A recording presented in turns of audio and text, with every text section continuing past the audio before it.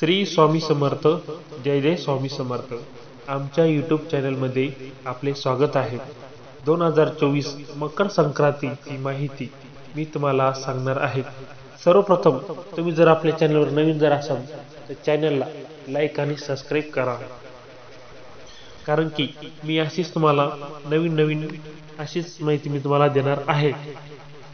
आता चला व्हिडिओ लगेच सुरू करूया.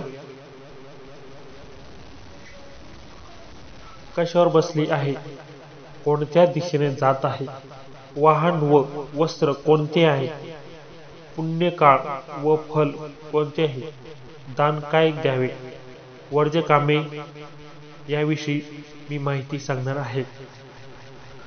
मकर संक्रांतीच्या तुम्हाला व तुमच्या परिवाराला शुभेच्छा. तिळगुळ घ्या, गोड गोड बोला आणि वर्षभर गोडगोडच बोलत राहा. नवीन इंग्रजी साल सुरू झाले की मराठी सणाला सुरुवात होते. पहिला सण म्हणजे तो येतो मकर संक्रांत. यावर्षी मकर संक्रांत सोमवार 15 जानेवारी 2024 रोजी आहे. मकर संक्रांतीचा सण साजरे केला जाणार आहे. 13 किंवा 14 जानेवारीला संक्रांत येत असते, पण असे क्वचितच होत असते. नेहमी हा सण 15 जानेवारीला येत असतो. सूर्य जेव्हा मकर राशीमध्ये प्रवेश करतो तेव्हा हा सण साजरा केला जातो. मकर संक्रांतीचे फळ रविवार दिनांक 14 जानेवारी 2024 शके 1945 पौष शुल्क 3 उत्तरायण 2:42 सूर्याचा मकर राशीत प्रवेश करीत आहे.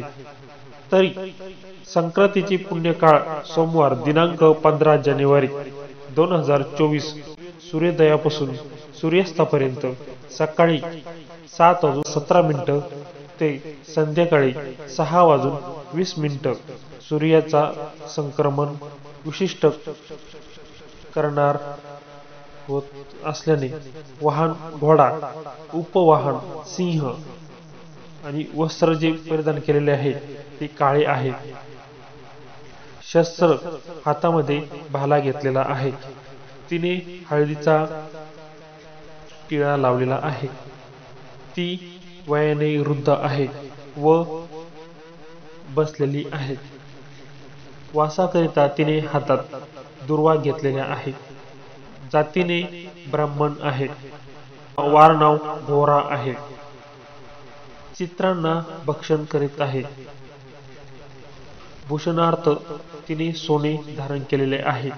नक्षत्र नाव महोदरी असून सामुदायिक मुहूर्त 15 आहे. उत्तरेकडून दक्षिणेकडे जात आहे व नैऋत्य दिशेकडे पाहत आहे. संक्रांतीचे फल संक्रांतीच्या ज्या वस्तू परिधान केल्या आहेत त्या वस्तू महाग होतील. संक्रांत जिथून आली आहे त्या जनतेला सुख प्राप्त होईल. संक्रांतीच्या पूर्व काळात दान द्यायचे आहे. दान नवे भांडे, गाईला घास, अन्न, तिळपात्र, गूळ, तीळ, सोने, जमीन, गाय, वस्त्र, घोडा इत्यादी यथाशक्ती दान करावे. संक्रांती पूर्व काळात वर्ज्य कामे, दात घासणे, कठोर बोलणे, वृक्ष तोडणे, गवत कापणे, गाई म्हशीचे दूध काढणे व कामविषयक सेवन कामे करू नये. अशा प्रकारे मी माहिती सांगितली आहे. कशावर बसलेली आहे, कोणत्या दिशेने जात आहे याविषयी मी माहिती सांगलेली आहे.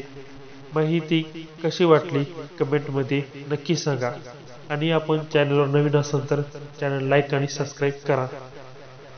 श्री स्वामी समर्थ.